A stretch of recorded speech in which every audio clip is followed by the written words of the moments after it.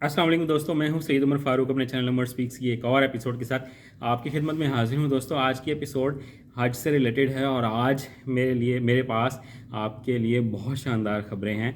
कल की जो मैंने एपिसोड बनाई थी वो थोड़ी सी परेशान कुन थी, उसमें कुछ बुरी खबरें थी, बट आज की एपिसोड में बहुत अच्छी खबरें मैं आपको दूंगा और आपके बहुत सारे मसाइल का हल मैं आज की एपिसोड में बताऊंगा। बट वीडियो स्टार्ट करने से पहले आपसे सिर्फ इतनी सी रिक्वेस्ट है कि अभी तक भी 76% लोग ऐसे हैं जो वीडियो देख के चैनल को सब्सक्राइब किए बगैर छोड़ जाते हैं। तो आपसे रिक्वेस्ट है कि चैनल को सब्सक्राइब कर लें। इस पर आपका कोई खर्चा नहीं होगा और आपको हज से रिलेटेड और उम्र से रिलेटेड लेटेस्ट न्यूज़ मिलेगी।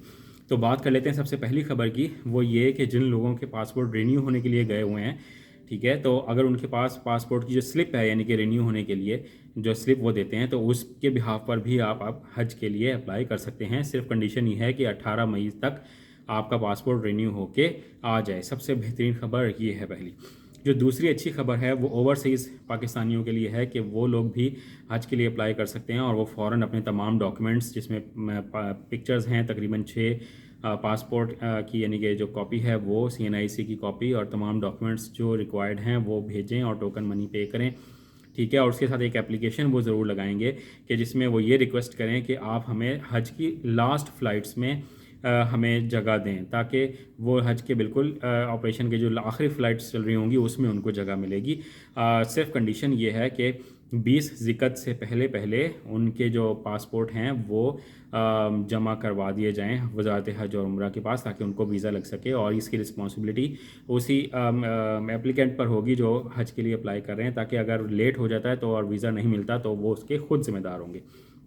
देन जो एक और बड़ी ही शानदार ख़बर है वो बच्चों से रिलेटेड भी है कि अगर 12 साल से कम उम्र के बच्चे हैं तो उनके लिए भी आप हज के लिए अप्लाई कर सकते हैं। बट उसकी जो कंडीशन है वो ये है कि सऊदी वजारत जो है वो उसको अप्रूव करती है या नहीं, ये बाद में डिसाइड किया जाएगा। बट अभी अगर आप अप्लाई करवाना चाहते हैं बच्चों को तो आप अप्लाई करवा सकते हैं। इसके लिए जो कुछ वो लोग जिन्होंने 2015 से 2020 तक हज किया हुआ था ऑलरेडी, तो वो क्योंकि अप्लाई नहीं कर सकते थे, बट कुछ ऐसे लोग हैं मर्द हजरात जो अप्लाई कर सकेंगे। सिर्फ कंडीशन ये है कि अगर उनके साथ कुछ ऐसी ख़वातीन हैं जो जिनका और कोई महरम नहीं है, तो उनके पास कोई और ऑप्शन नहीं है, तो फिर वो मर्द हजरात जो हैं वो उन ख़वातीन के साथ हज के लिए जा सकेंगे। तो उनकी कंडीशन अप्रूव हो सकती है हज के लिए। बट एक और जो कंडीशन है वो ये कि उन ख़वातीन ने जिन्होंने अप्लाई किया है और उनके पास और कोई महरम नहीं है, उन्होंने भी 2015 से 20 के दरमियान हज ना किया हुआ हो। तो ये कुछ बेसिक